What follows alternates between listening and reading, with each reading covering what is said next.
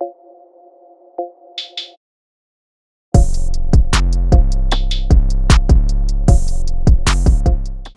my name is Keisha Jahan Wheaton. I am from Chicago, Illinois. I'll be 32 October 17th, and I'm a real estate agent.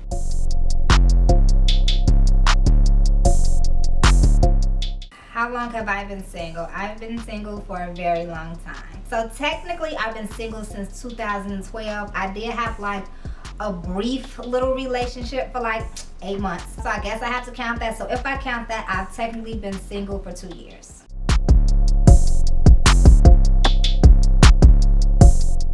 What kind of relationship am I looking for? I am looking to get married. I am looking to settle down. I'm looking to share my space with someone. I'm looking to grow with someone and have kids with someone. So I'm looking to lock it down for sure. Why do I think I'm single? That is a great question. I think every woman wonders why she's still single. I think it's just about timing, God's timing. Just about Him preparing the special man that I'm looking for, and that takes some time.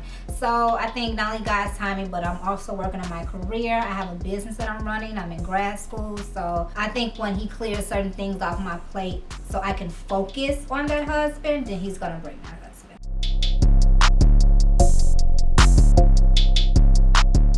My type, tall and big. I like them big. I like them tall, dark preferably. But if I'm genuinely being like serious, those things are serious to me as well. But I'm looking for a man who's ambitious, who has something going for himself, somebody who I can grow with, somebody who I want to weather the storms with, somebody who I can be myself with, be open and honest, and him being able to have the same and me vice versa. Someone who I have passion with, passion and romance with, and build stories with, and travel with. Traveling is very important with your mate.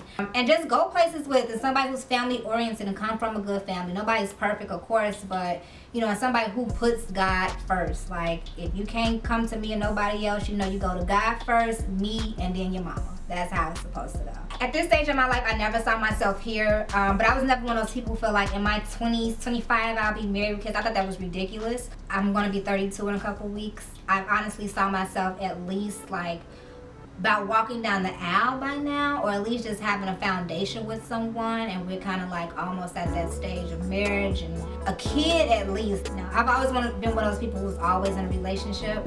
It was never hard for me to get in one. It just seemed like in 2012 things just shifted, and it's been a hell of a roller coaster since then.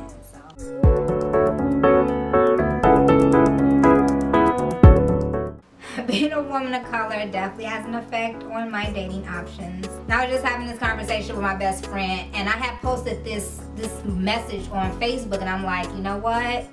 I'm gonna start looking at dating outside my race. And all the men in my inbox were just in an uproar, like, oh, yada yada this, yada yada that. And every African American woman came in my inbox and said, yes, you're right, I'm on the same thing. That's exactly what I'm gonna start doing. I've honestly saw myself with a black man. I'm only attracted to African American men per se, and just dark men, period. That's just my personal preference. I've never actually been around any other ethnicity but African Americans, sad to say.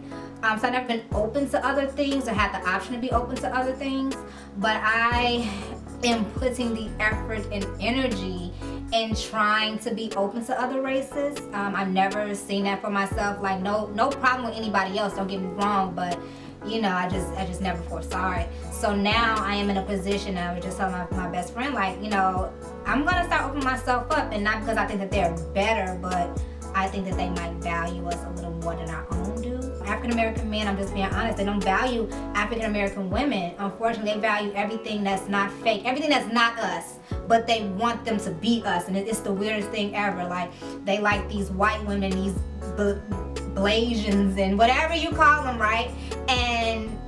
But they have to wear cornrows and make sure they have the big butts and the big boobs, and they want to make sure they know how to cook the soul food, but you want everything that does not look like us in our complexion. It's disturbing, and it's just at this point where now I want, who's going to value us? Our African American men don't value us, unfortunately. I've never had a positive experience with an African American man. And it's sad to say, but it's not that I want to give up on them, but I feel like they've given up on on me. Does my usual type differentiate from what I'm looking for now? No, I've always had the same type. Not too cute, you know, I don't like a pretty boy at all. You know, someone who, I like them dark. I like them black, you know. Dress nice, but a little scruffy, look good in a suit, look good in a uniform, but can wear the hell out of some gray jogging pants or an Adidas and Nike out jogging outfit. Ugh, a man with some comfy swag, oh my God. So no, I've always had the same type. That's what I want, that's what I desire, but they don't desire me.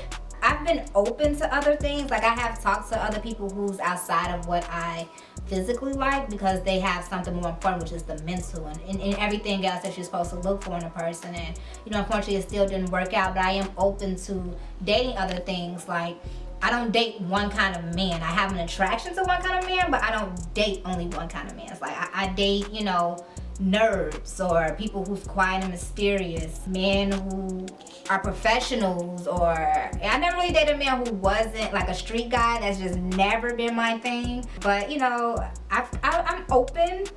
I date openly, because when you get past them 30s, you know, those physical traits start dwindling. You just like, okay, do you believe in God at this point? Like, if I can get that, you know, I'm pretty much good to go.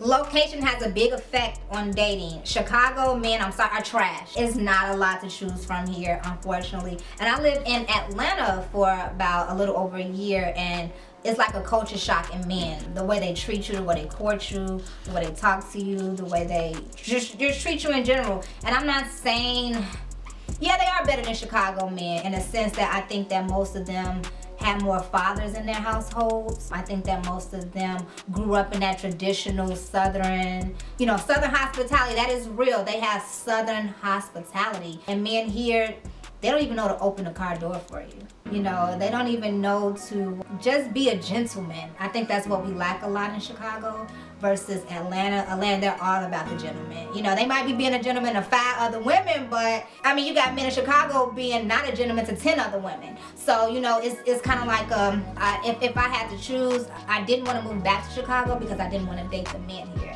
And that was one of the main reasons I was sad about moving back here, because I never, when I moved there, I knew my husband wasn't here in Chicago. I didn't want to come back to how the men treat women in Chicago. You know, when you get used to that Southern hospitality, and I mean they're very hospitable. I mean the courtship is just, you know, out of this world. But and here they just like, well, I mean, we can get a pizza and go back to my house, and it's just like, what?